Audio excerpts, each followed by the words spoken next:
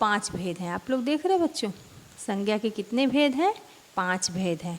पहला है व्यक्तिवाचक, दूसरा जातिवाचक, तीसरा भाववाचक, चौथा समूहवाचक और पांचवा द्रव्यवाचक।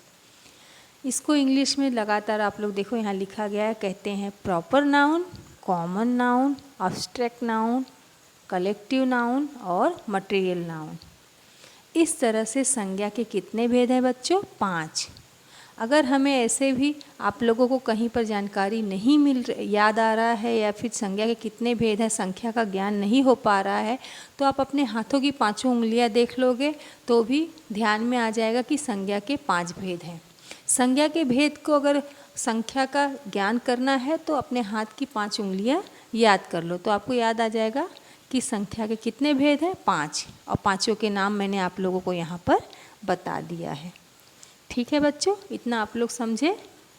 अब पहले उदाहरण पे या पहले भेद पर आते हैं हम लोग, जो है व्यक्तिवाचक संज्ञा। जिस शब्द से किसी एक वस्तु या व्यक्ति का बोध हो उसे क्या कहते हैं? संज्ञा। यहाँ पर बच्चों एक शब्द को विशेष रूप से ध्यान में रखो आप लोग, किसी एक। जिस शब्द से किसी एक वस्तु या व्यक्ति का बोध हो उसे क्या कहते हैं? व्यक्तिवाचक संज्ञा। देख रहे हैं आप लोग बच्चों, यहाँ पर नाम भी दिया गया है, रमेश, महेश, गंगा, हिमालय। इससे क्या हो रहा है? रमेश से किसी एक लड़के का बोध हो रहा है, महेश भी किसी एक लड़के का नाम है, गंगा एक नदी का नाम है, हिमालय एक पर्वत का नाम है। तो इस तरह से जिस शब्द से एक वस्तु या व्यक्ति का बोध होता है उसे क्या कहते हैं? व्यक्तिवाचक संज्ञा।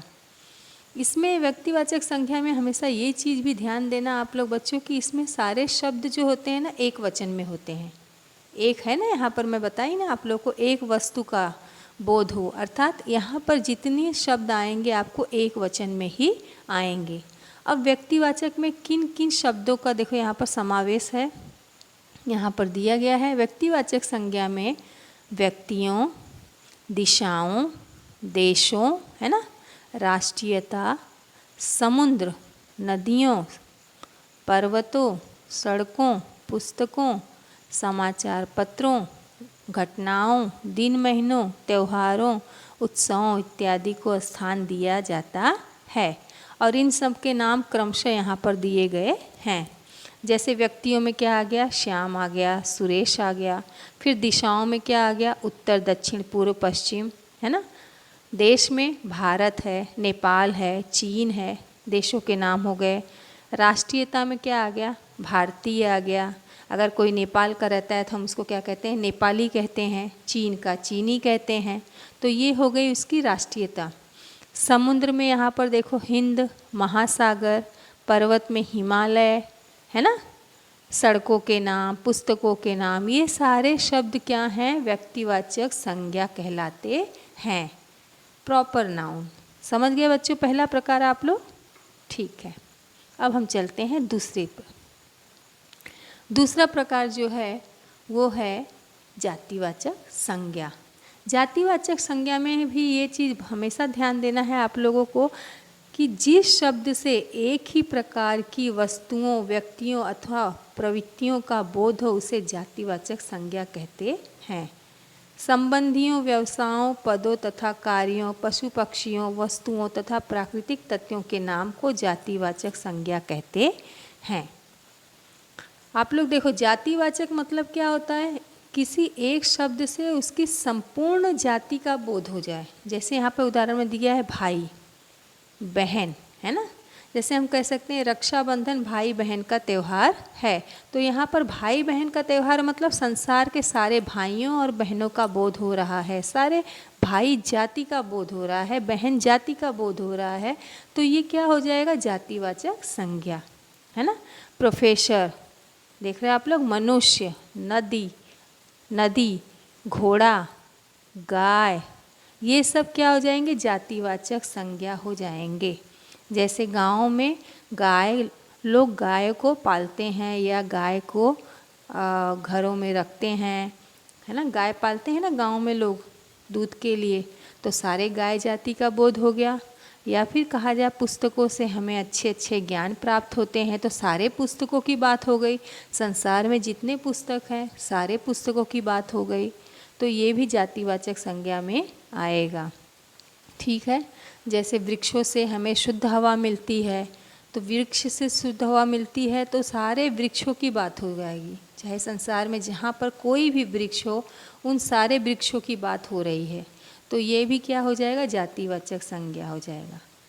इसी तरह यहाँ पर आप लोग देखो बहुत सारे उदाहरण दिए गए हैं। वर्षा, ज्वालामुखी, राजा, मंत्री, कुर्सी, बनिया, ब्राह्मण, लड़का।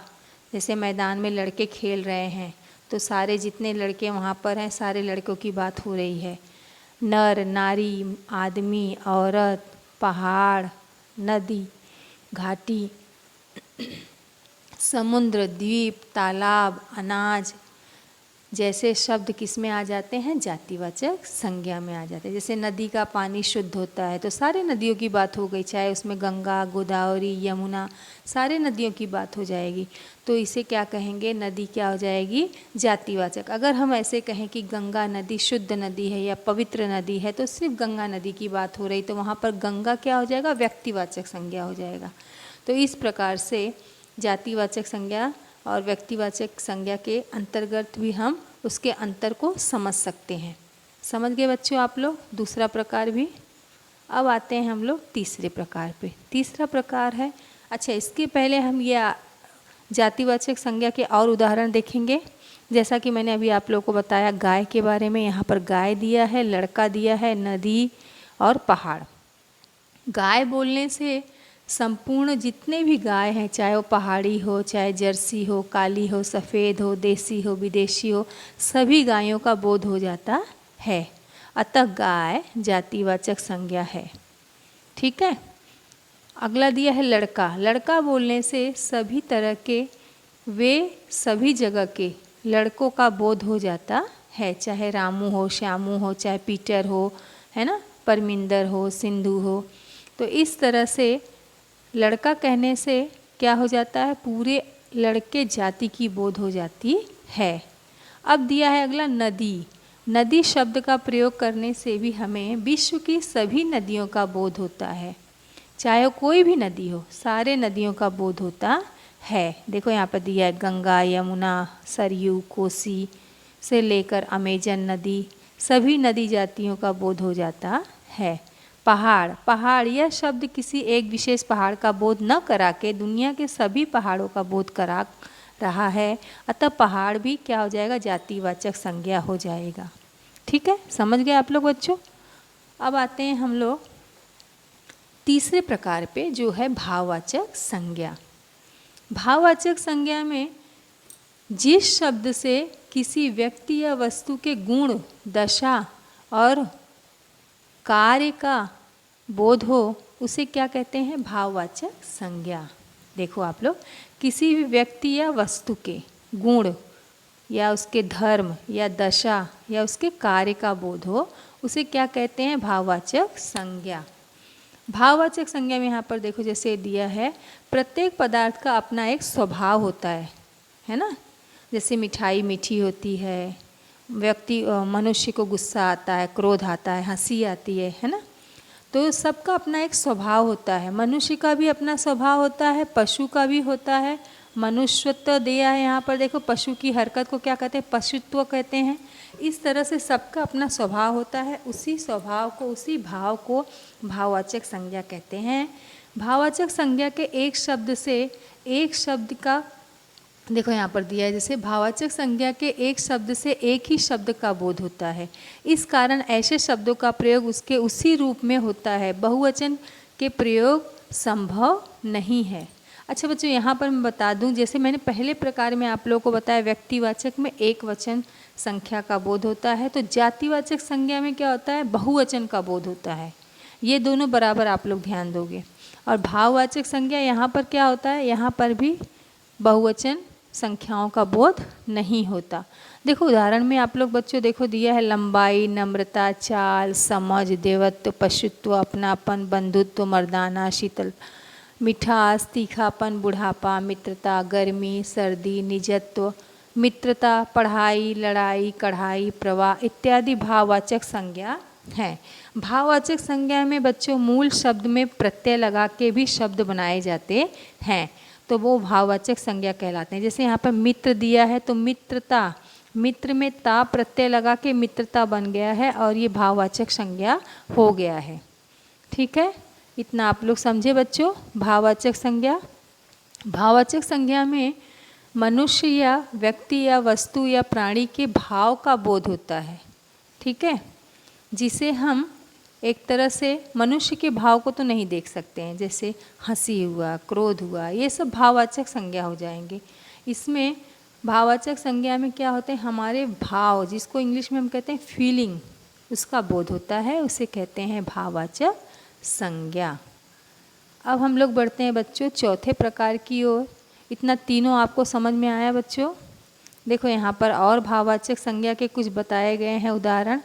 जातिवाचक संज्ञा से कैसे भाववाचक बनते हैं, विशेषण से कैसे भाववाचक बनते हैं। आप लोग देखो यहाँ पर विशेषण से, क्रिया से, सर्वनाम से और अव्यय से, इन सब से क्या बनते हैं, भाववाचक संज्ञा। देखो जातिवाचक संज्ञा से, बूढ़ा जातिवाचक संज्ञा है तो उसमें पा लगा के बुढ़ापा बता दिया है। लड़का में लड़प्पन, देख रहे हो आप लोग। मित्र में मित्रता, मनुष्य में मनुष्यत्व।